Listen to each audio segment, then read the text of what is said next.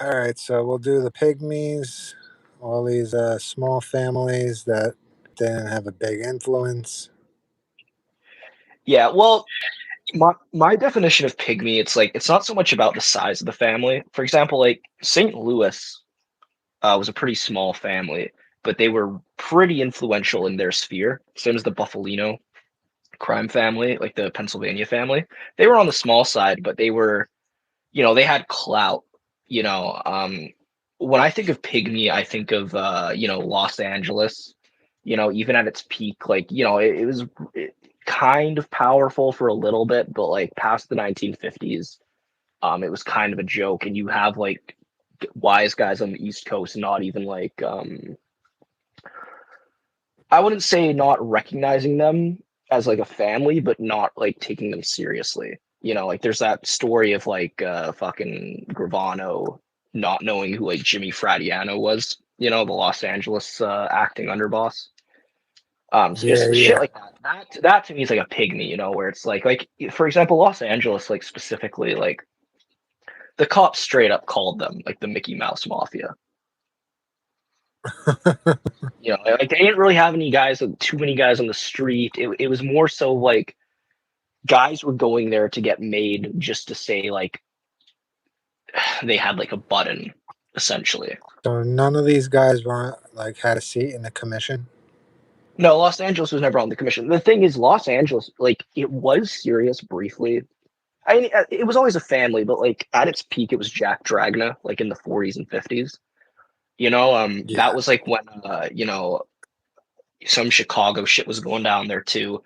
So Mickey Cohen, he wasn't a member, but like, that era was like they were, I would say, a more or less a force to be reckoned with. They were more or less serious. But then like later on by like the 80s, a lot of guys in the top positions were like rats, like Fradiano, Buccolari, or whatever the hell fuck his name was. There's like a story in Fradiano's book where he's inducting a guy, and it's like him and two other guys plus the guy getting inducted. And Fradiano and the two other members are all informants, and the only guy who's not an informant is the guy getting inducted.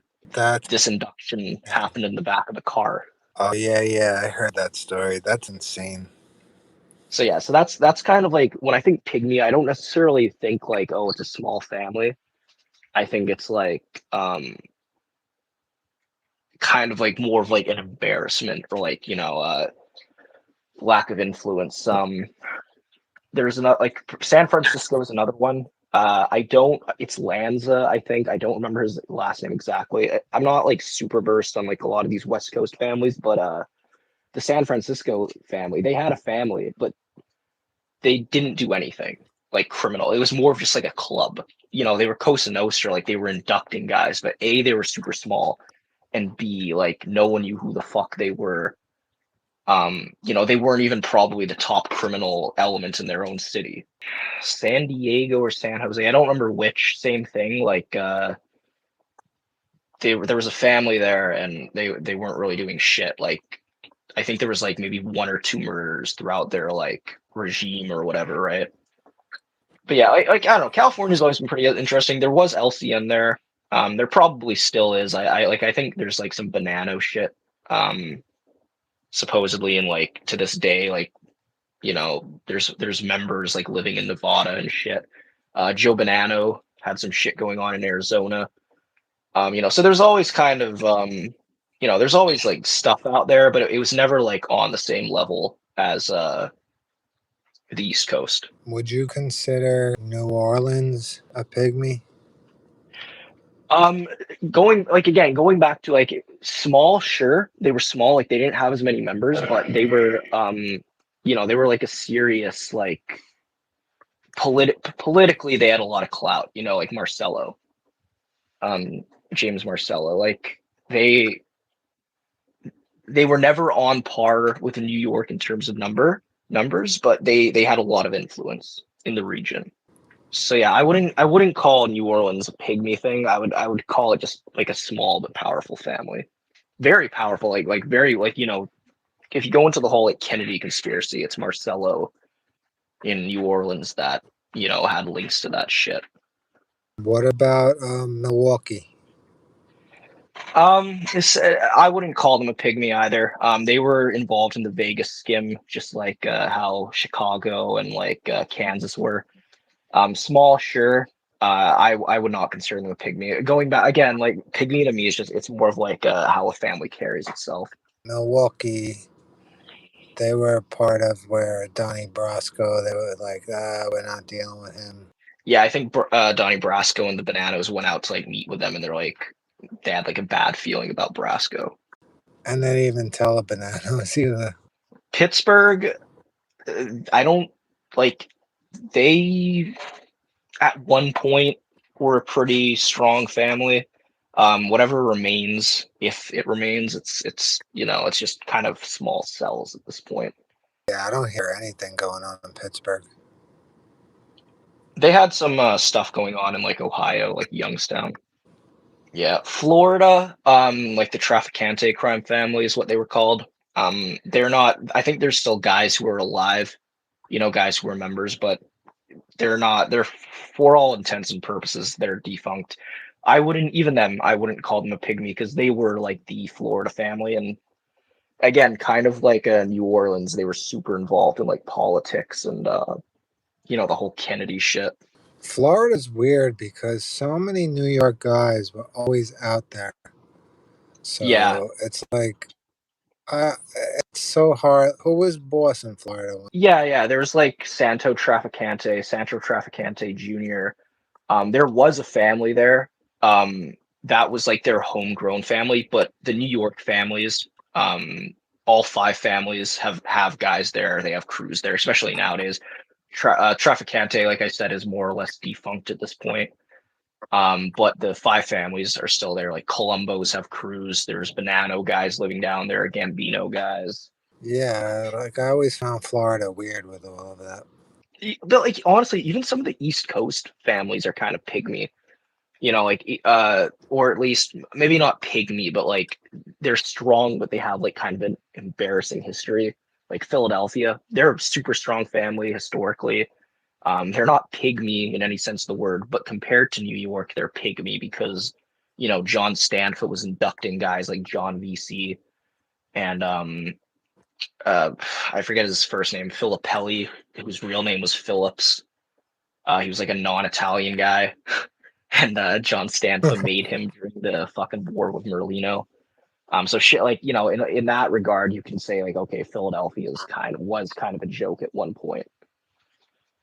If you think about it, it really was because, all right, besides Nicky Scarfo with his whole thing going on and the unions, other than that, oh, and Angelo Bruno, other than Scarfo and Bruno, Philly was a mess always. Yeah, 100%. And like okay, Bruno was the peak, but once Bruno went, Testa, the Chicken Man, he got blown up. Scarfo takes over. Scarfo's powerful, but he's a lunatic. Um, and after Scarfo kind of goes, it kind of bounces around. There's a civil war with Stanford versus Merlino, and I don't know. It's just they never were really on that level again. You had them going to war, and then the Colombos were at war in the 90s. Speaking of Colombo, I out of all five of the New York families, they're the most pygmy, I would say, in terms of like having embarrassing shit. Fucking fighting all the time. They're pretty small compared to the other four families. Um, Yeah, Bonanno too. Bonanno has done some embarrassing shit. They got kicked off the commission, Donnie Brasco, all that stuff. That what was it, 2017, 2018? I don't even remember. There's like a funeral brawl involving them and bikers. Um, so Bonanno and Colombo both have kind of had like an embarrassing, I would say, history compared to the other families.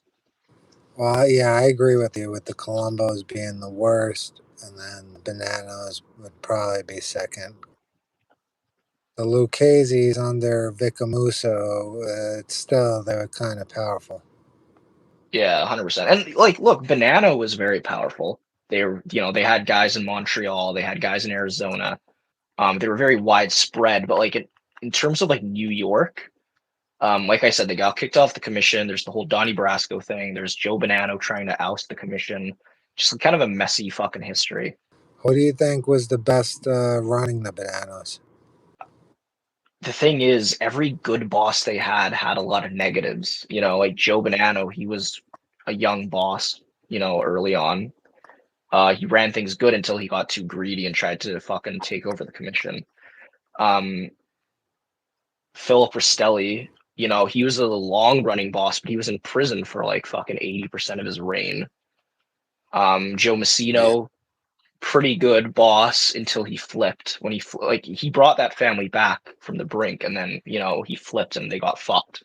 Colombo has a different problem. Like Colombo isn't so much like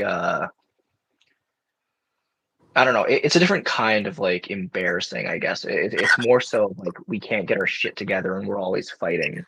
I blame that on Carmine Persico.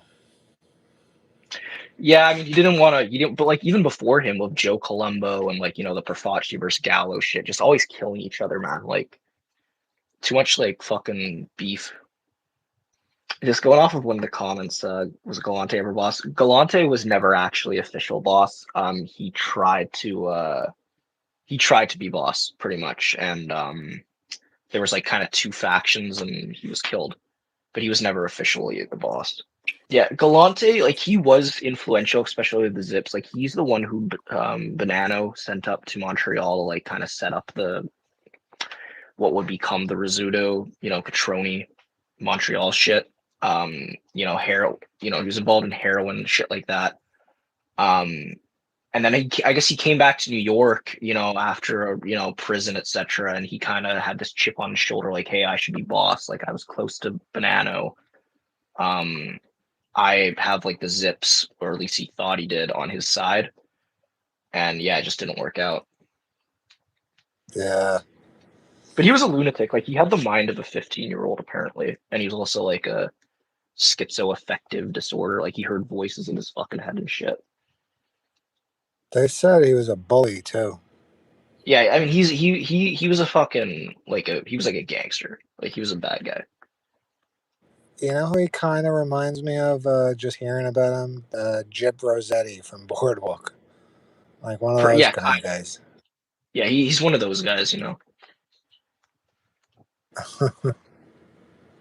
But the whole pygmy thing, uh, like you know, a lot of people say that about the DeCavalcante's jersey. I always like sure maybe compared to the five families. Like I know, especially under John Gotti's reign, they kind of pushed Jersey around, but that was only really in the '80s that the DeCavalcantes were like that. They were pretty independent, you know, under Sam DeCavalcante, Sam the plumber. You know, later on, you know, like when John Ridgey was boss, and there was like the ruling panel a little after with like Vinny Ocean and all that shit. Sure, they were kind of subservient to Gambino, or you know the Gambinos. Like Gotti made them reinduct people, and just that was the only time I think DeCavalcante was a pygmy thing. Like nowadays, from what I understand, like they're still around, like but they keep to themselves, you know. And I don't know. I don't really consider them like a pygmy family. I think Philadelphia is way more of a pygmy family than the DeCavalcantes are.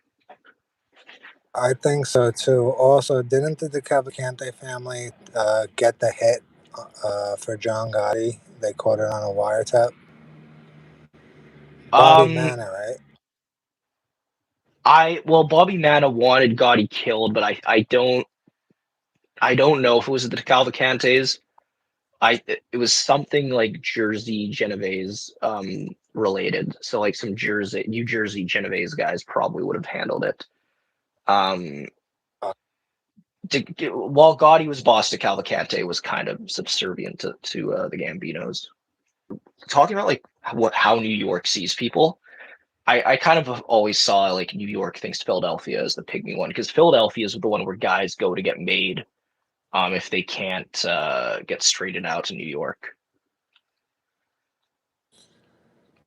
yeah, especially like I said, after the whole Scarfo thing, after Well, yeah, because Testa wasn't really boss for long. Number one. No, yeah. Um, then you have the whole thing with Scarfo is he just didn't give a shit. He was like reverse Gotti type shit. He didn't care, and they didn't really do much under him. Yeah, they made money with the Gambinos and shit, but besides that, there's nothing. They were all backstabbing like the Colombos, kind of. Yeah, well, like the thing is with Scarfo specifically is he just kind of ruined the natural order of things. Like he started demanding every little street gang pay him a tax, which pissed off a lot of like non-LCN gangsters in Philadelphia. Like the bikers didn't like him. There's a lot of shit going on with him pretty much. All right, Boston. Uh Pygmy or not, not under Raymond Patriarca, no. Um his son Patriarca Jr. was a bit of a fucking clown.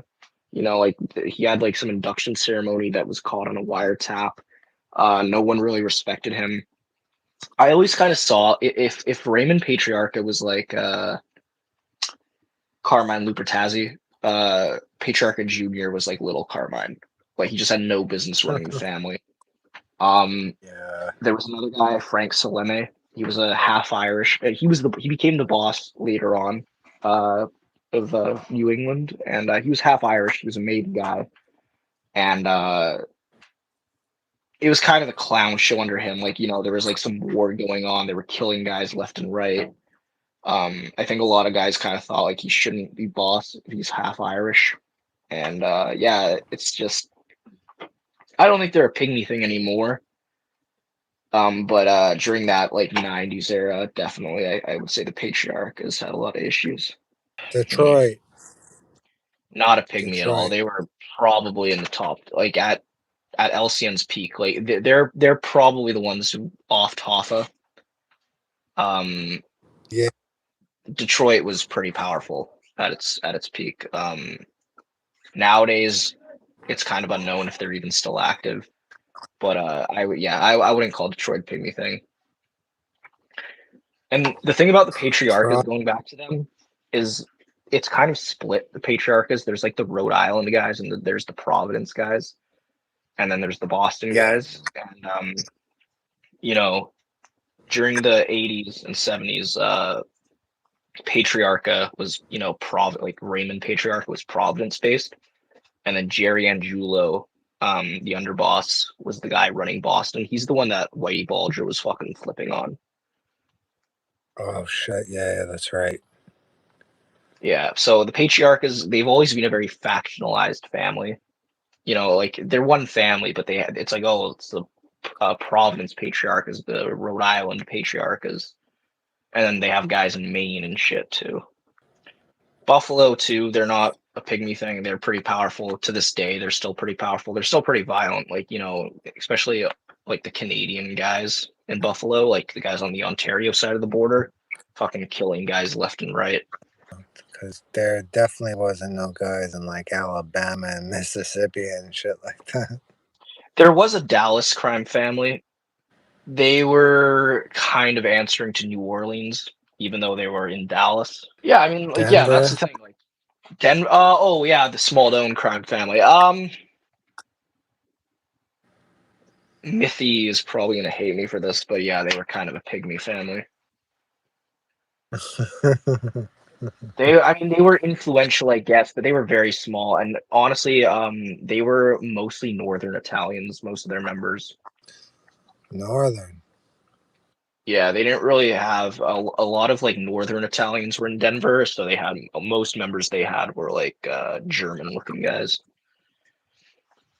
That makes sense. Yeah. But they're gone. They're defunct too.